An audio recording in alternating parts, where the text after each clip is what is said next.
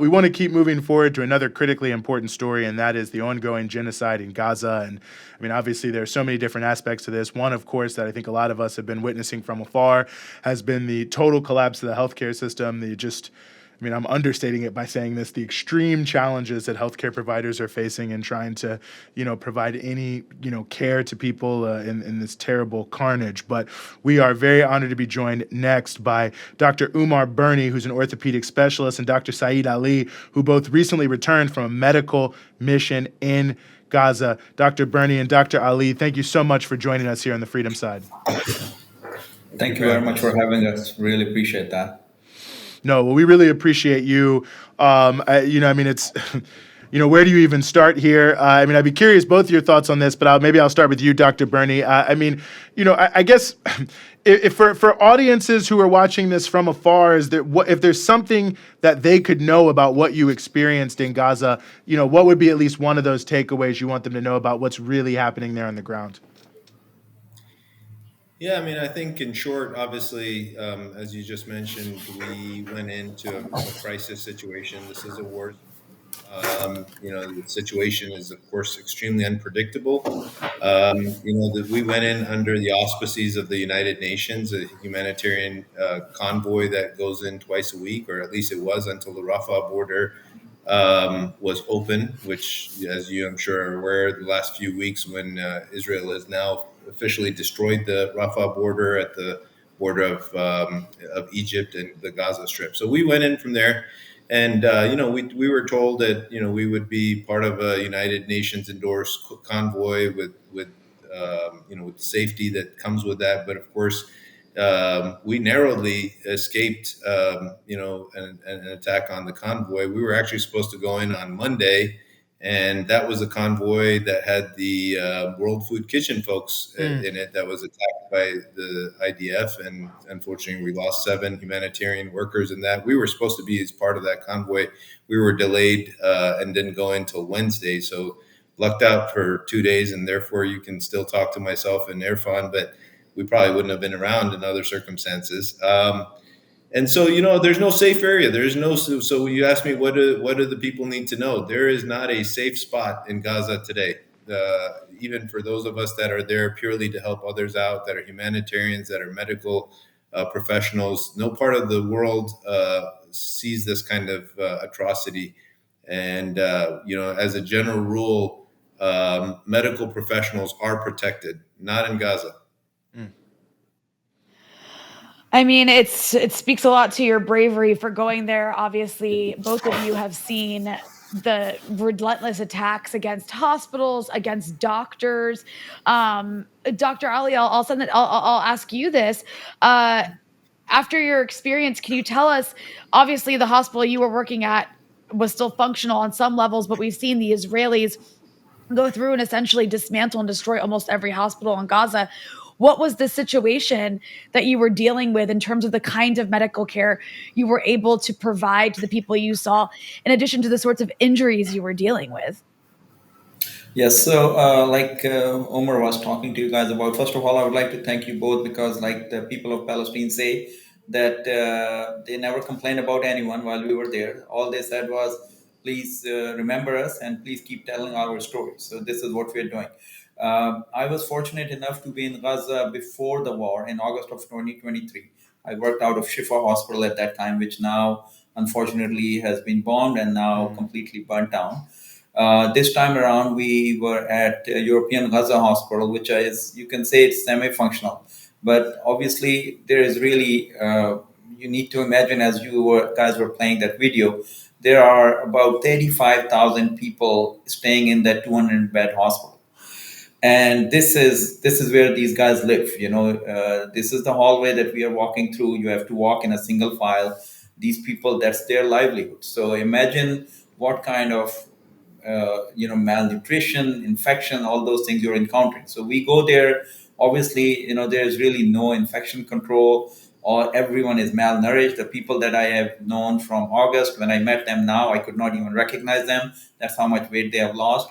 So we did our best in operating under those circumstances. but obviously the outcomes are not optimal because there's infection issues, there are issues with pure nutrition, and then unfortunately we saw so many patients who were who had a cast placed like 4 months ago, but then since that time onward they were displaced from one place to another, and now we are seeing them 4 months later. Like we operated on a young girl who had cerebral palsy. She already was like a special need child, but 4 months ago under the attack she had some fractures, and then someone placed a cast, but then the families were displaced one after another.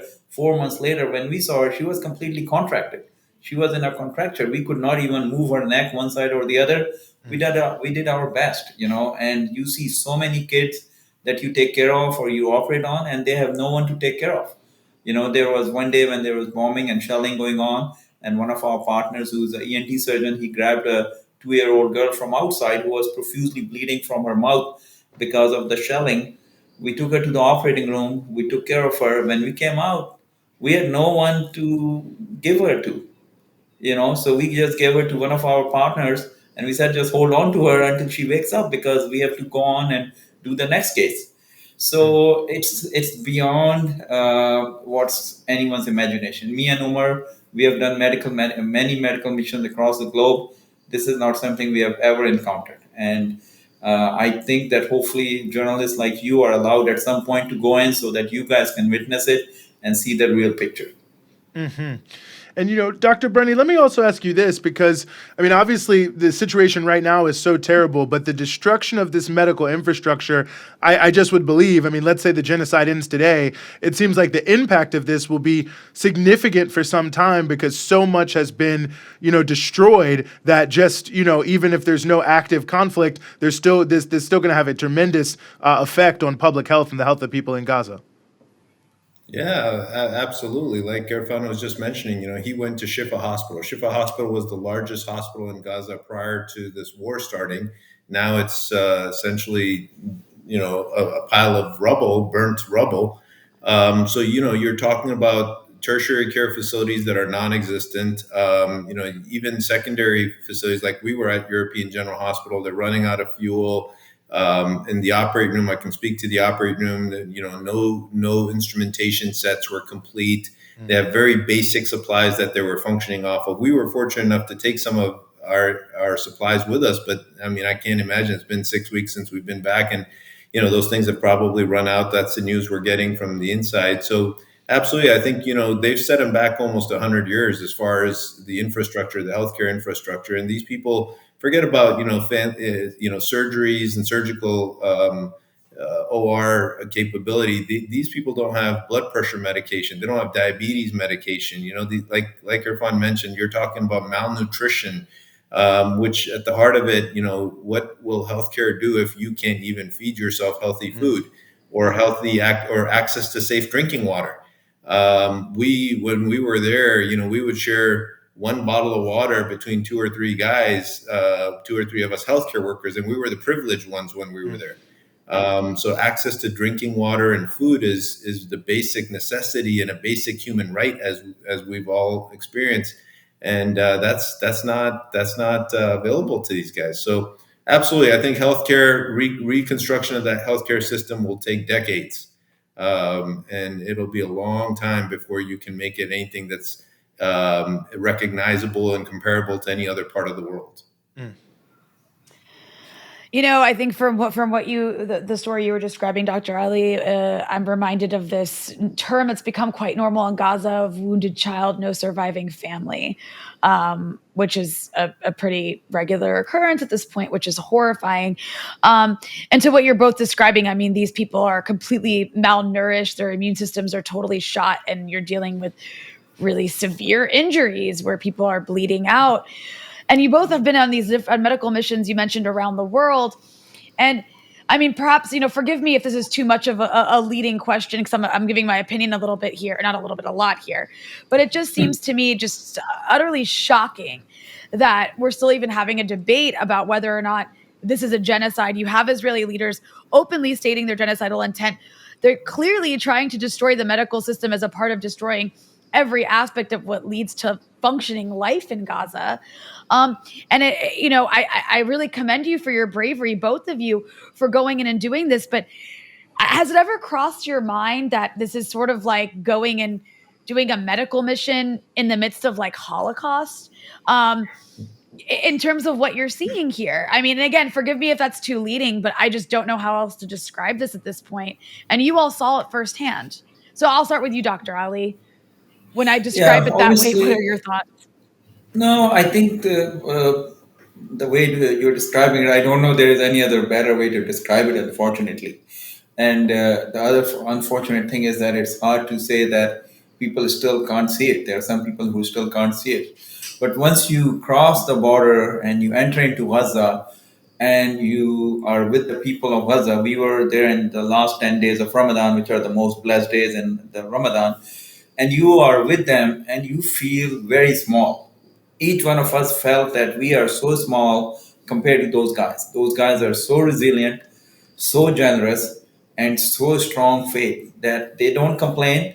They just truly believe in God, and they just keep on going. And that's what we were wondering, that where do these guys gather their strength? They just gather their strength from their strong faith. But honestly speaking, like one day a guy told us, he said, I know people talk about people of Gaza as some superhumans, but honestly speaking, we are like normal humans as well. We are getting tired. We are getting exhausted. We are losing family members right and left. I don't know we met anyone who had not lost 2 to 3 or 4 family members. Mm. But those guys are just there. And just to give you an example, there was one day me and Omar were walking one part of the hospital to the other part, and there was a lot of bombing and shelling going on. It was time of breaking the fast around Maghrib time, the sunset, and they normally try to do more bombing and shelling at that time because it's more families are together. And there was an Arab lady who stopped us, an old Arab lady. She stopped us and she started saying something in Arabic. We could not understand, and there is like gunpowder smell and everything. So a young boy came. We said, what does she want? So he said that she's saying, we know that you guys came from outside to help us. I just got some food from a aid truck, and I want to give it to you so you can break your fast. Mm. So these are the people that you are dealing with. So those guys are standing strong, and those guys have really shown the world what real strength and resilience is. And I hope rest of the world sees it, and I hope independent journalists like you are allowed some time to go in and see with your own eyes, and then the world can decide whether it's genocide or not. Mm. I don't know if you have anything you want to add. No, Omar? honestly, I mean, like you said, I think Irfan summed it up perfectly. I think, frankly, the job of the journalists, and I hope and pray that more media personnel like yourselves address this issue and bring it to a forefront. And kudos to you guys for doing that. I'll be honest with you, we're medical professionals, we're humanitarians. We want to be able to get back in there.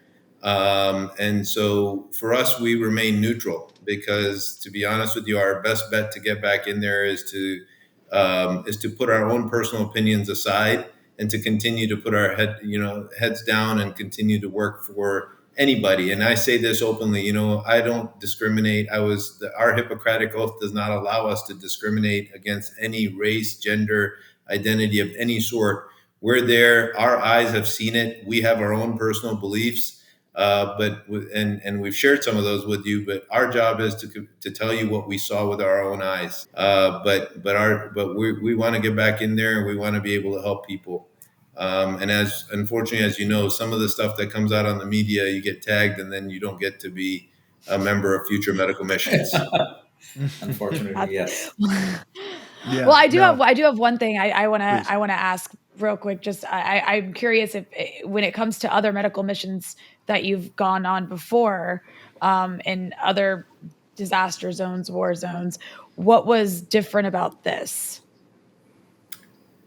Yeah, I mean, I think like Irfan said, you can't compare this to anything we've ever experienced. I mean, I've been doing medical missions for the last 20 plus years, and similarly, Irfan's been all over the world. And, the fact that the uncertainty of a war zone and the one sided nature of the constant attack was nothing like we've ever seen, and the depth or degree of human suffering.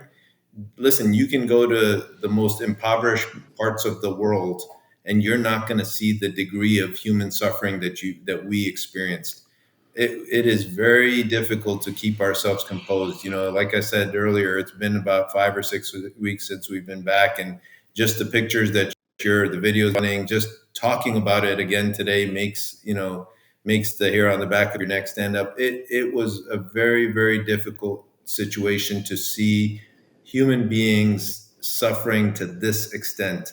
And I tell you, suffering is in all forms and formats, whether it was the pains of explosive injuries to their extremities. We saw kids that had lost both of their arms, to just a child who's living in a hospital for the last 3 to 4 months, because, as Irfan said, there's 35,000 displaced individuals living inside the hospital because that is the only safe zone that they can find, or quote unquote safe area they can find, suffering at all extents. So, when you ask me, does it compare to anything else? We've seen impoverished people all over the world, but nothing to this magnitude. Mm. Yeah. So I think just like Omar was saying that you go to some peripheral areas of Africa, you are going to see a lot of poverty, a lot of malnutrition, a lot of water crisis. But those guys still have semi-functional working place. They're not getting bombed or shelled all the time. Then you go to a disaster area like an earthquake. All right, they may have their infrastructure destroyed, but they have food and water. But over here in Gaza, we felt that you have all the catastrophes combined into one area, and then you multiply it 100 times. Mm. There is food issue, there is water issue, there is security issue, there is family displaced. Even like the workers, the local guys who are working with us, sometimes they because we'll try to have dinner together, and we asked the guy, we said, okay, we'll have dinner again together tomorrow, so here's the money. He said, no, I can't take your money because I don't know if I'm going to come to work tomorrow. Mm. What if I get murdered tonight? That's the kind of life these guys are living day in and day out. And at this point, even like the guys who used to be the head of the department of orthopedic or head of department anesthesia, those guys are living on the streets and they have nothing. So everyone has lost everything. Mm. Mm. Well, I have to say, we're tremendously grateful to you. I think the world is grateful to you for being able to, being willing to take the risk to go in and perform these critical duties. And we're super grateful that you all both, Dr. Burney and Dr. Ali, were willing to give us some of your very precious time here, joining us on the Freedom Side. Thank you very Thank much you for for having having us. us.